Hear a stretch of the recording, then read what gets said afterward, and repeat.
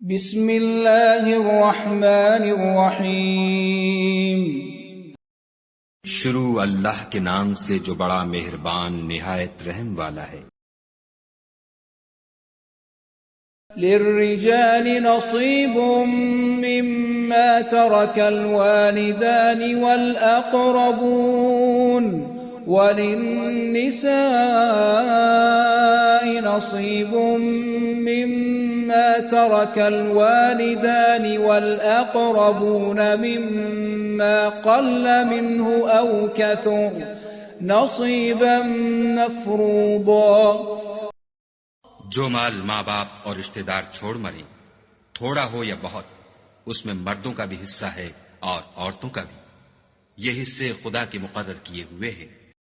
وَإِذَا حَضَرَ الْقِسْمَةَ أُولُو الْقُرْبَى وَالْيَتَامَى وَالْمَسَاكِينُ فَارْزُقُوهُم مِّنْهُ وَقُولُوا لَهُمْ قَوْلًا مَّعْرُوفًا۔ اور جب میراث کی تقسیم کے وقت غیر وارث رشتہ دار اور یتیم اور محتاج آ جائیں تو ان کو بھی اس میں سے کچھ دے دیا کرو اور شیریں کلامی سے پیش آیا کرو۔ وَلْيَخْشَ الَّذِينَ لَوْ تَرَكُوا مِنْ خَلْفِهِمْ ذُرِّيَّةً ضِعَافًا خَافُوا عَلَيْهِمْ فَلْيَتَّقُوا اللَّهَ وَلْيَقُولُوا قَوْلًا سَدِيدًا۔ اور ایسے لوگوں کو ڈرنا چاہیے جو ایسی حالت میں ہوں کہ اپنے بعد ننھے ننھے بچے چھوڑ جائیں اور ان کو ان کی نسبت خوف ہو کہ ان کے مرنے کے بعد ان بیچاروں کا کیا حال ہوگا، بس چاہیے کہ یہ لوگ خدا سے ڈریں اور معقول بات کہیں۔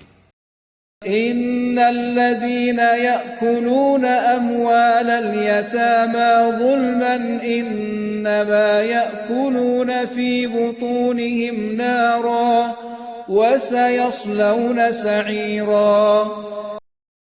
جو لوگ یتیموں کا مال ناجائز طور پر کھاتے ہیں وہ اپنے پیٹ میں آگ بھرتے ہیں اور دوزخ میں ڈالے جائیں گے۔ ایک مسلمان کے لیے یہ بہت ضروری ہے کہ وہ صرف قرآن کی تلاوت ہی نہ کرے بلکہ یہ بھی سمجھے کہ قرآن پاک کیا پیغام دیتا ہے۔ اگر آپ اس بابرکت سفر کا حصہ بننا چاہتے ہیں تو چینل کو سبسکرائب کیجئے اور اس پیغام کو دوسروں تک پہنچانے میں ہمارا ساتھ دیجئے۔